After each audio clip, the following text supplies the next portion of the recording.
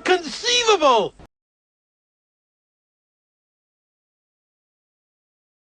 Hi, my name is Matilda and I'm the business captain of Team 2530. We're super excited for the rebuilt season, and this week as business captain I've been working on a lot of thank you notes, donor letters, and grants, trying to get new money for our robot and for competition later on. It's been super exciting seeing everything come together with the prototyping, and also on the more scouting and strategy side, seeing how other teams are approaching challenges is really cool. And we've also been super excited to actually play the game and test out some of our prototypes, so we'll be doing that soon. The speed of the balls and the time to shoot was what we decided on this, rather than our other design where we had two wheels going this way. Even though it would be easier to intake, it won't be as fast, it won't be as efficient, and we want a high level play this year, so we decided on that. Weight, super light, heavier. So the teams out there are gonna prototype our intake using this. All right, cool. That's horrible. Don't.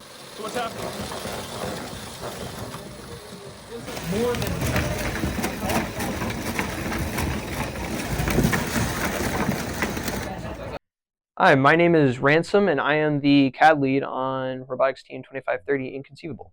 The first thing that I thought of doing and wanted to prototype was the climber for the tower, since it, while simple, it's just a simple stack of 3 rungs, it's a ladder, but it's mechanically challenging for a robot of such size to go over. So that was the first thing that intrigued me. I made a latch prototype for our climber, which more taught me that while latches are fairly accurate, they're not always the best solution to going over a small rung.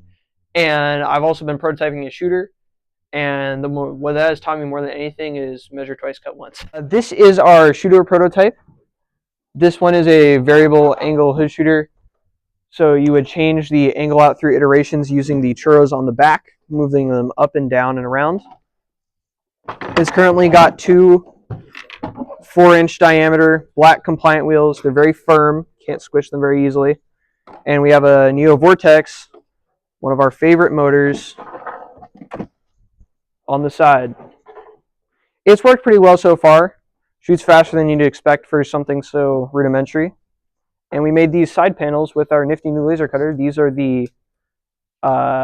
just copied panels off of the Andy Mark template shooter. These black wheels, I'm really liking the promise of them, these black compliants. They're really good at getting the ball up and in, and we haven't had any issues with the ball just spinning in place in the shooter. That's never been an issue with this prototype. We haven't tested a full range of angles yet, but this angle that we have it set to now, I don't have a protractor with me, but whatever this is, it works pretty well. It actually has a fairly good thing. I would estimate that this is 75 degrees.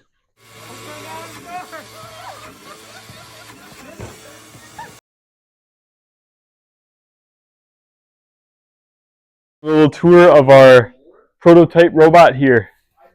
The 2 main parts that we were working on here is we've been working on an intake and we've been working on an indexer. I guess we'll show the intake first. Seal it. We'll do it this way, like that. There we go. Yeah. So we've used 2 rollers. It's got polycarb max spline covered with this grippy tape on it. We found that works pretty well. We can roll a few in just to see what that looks like.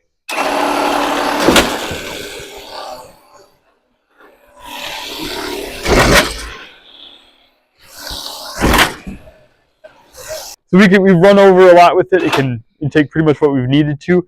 And then the second part here is what we call our spin dexer. So we can enable that just to see what that looks like. Go ahead. Oh, I guess we can try to enable that. See what it looks like. Oops.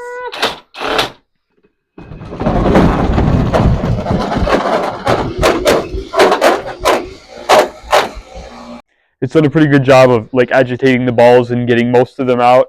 On our final robot, we're thinking of having our intake kind of flip up into the robot, like the one design you may or may not have seen before, just to kind of disturb those and get them all into the spin dexer.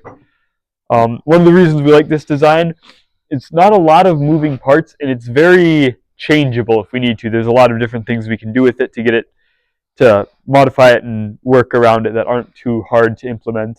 The initial idea behind our selection of 2 wheels is this white kind of kitbot wheel here that we have. That's what actually brings them along the track and outside of the indexer. This star-shaped wheel on top, we put that there as like an initial agitator, just so when things were getting stuck and clogged and not moving so fast, that would hopefully knock them around enough to get into the contact with the kitbot wheel and send it out. For this Spindexer setup, we were actually inspired by Team, I believe, 4481 Rembrandts. They had a washing machine prototype with a brushed wheel, which looked really promising. So we adopted their idea a little bit into our own version, and it's also worked really well for us.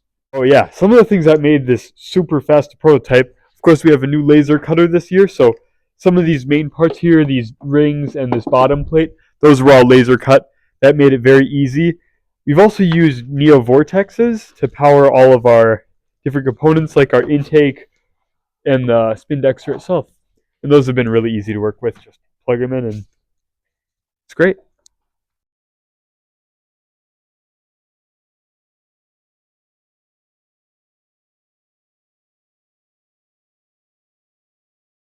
I don't think it means what you think it means.